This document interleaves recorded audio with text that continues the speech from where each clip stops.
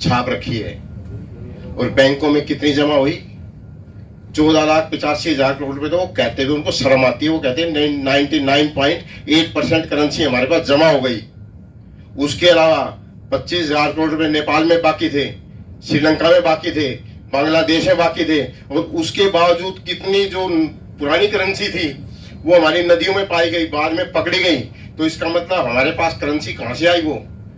क्योंकि ऐसा भी संज्ञान में आया कि डुप्लीकेट नोट आरबीआई से ही प्रिंट हुए थे, ऐसे पकड़े भी गए हैं, नकली नहीं असली नोट। तो ये सारा इसलिए किया गया, ना कि मैं कोई मोदी जी के समर्थन में या बात नहीं कर रहा। मैं मेरे देश की बात है, जो देश की बात को मैं मानना चाहिए, वो कसूरवार हम भी हैं। उसके अलावा दूसरी बात, जो सेंट्रल विस्टा की बात की या मोदी जी के प्लेन की बात की, ये मोदी जी के प्लेन जो खरीदे गए 8,000 करोड़ रुपए, क्या मोदी जी के कहने से खरीदे गए? इसके खरीदने की पावर किसके पास है, ये आपको पता है? कि इसके लिए कौन डिसीजन करता है, कौन सा प्लेन खरीदा जाएगा, क्या सिक्योरिटी सिस्टम होंगे?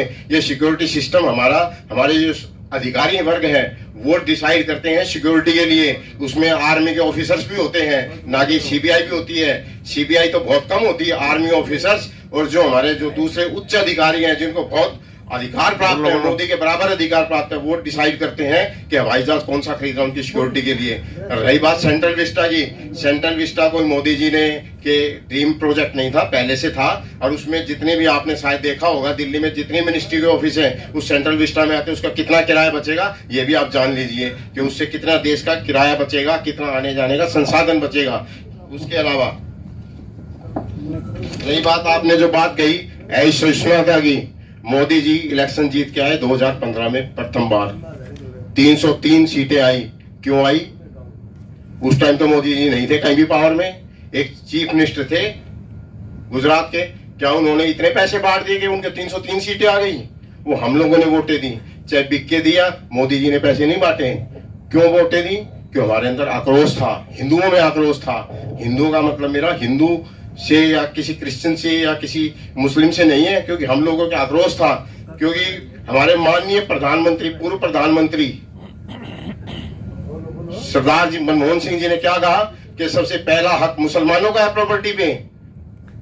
और दूसरी बात जो आपने कहा क्रिश्चियन की, और ये जो काम करते हैं, अच्छे काम करते हैं, अच्छे, पर ये क्रिश्चियन क्यों बदलवाते हैं, धर्म क्यों बदलवाते हैं? हिंदू से कहते हैं जब हमारे हमारा तो हम आपकी सहायता करेंगे।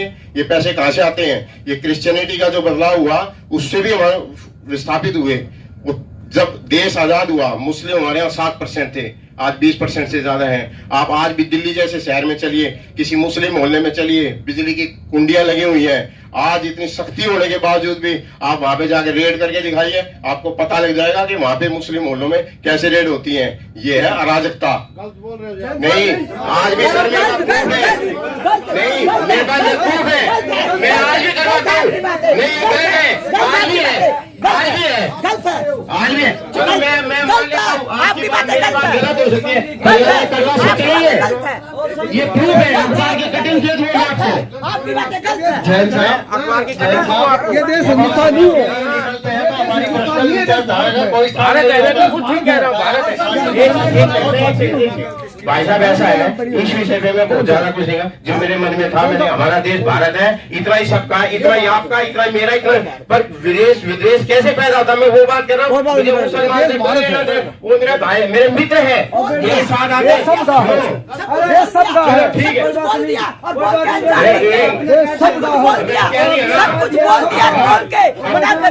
बात करनी चाहिए हमें, वो भी हमारे भाई हैं। अरे भाई आप एक जगह पे बैठ जाइए, बैठ जाओ। ऐसे संगीत कोई है, मत करो उसके अंदर मैं दियो ना काली कोई बात नहीं। अरे कोई बात नहीं, आप जगह पे बैठ जाइए, एक जगह पे बैठ जाइए, हम सब सवाल के जवाब देंगे। आप एक जगह पे बैठ जाइए, एक जगह पे से बात करो, एक एक बात करो, हम हर सवाल का जवाब देंगे। भाइयों ये पूरा प्रॉपर तरीके से साथियों बात सुनो, हम लोग यहाँ कुछ सीखने के लिए आए हैं। तेरा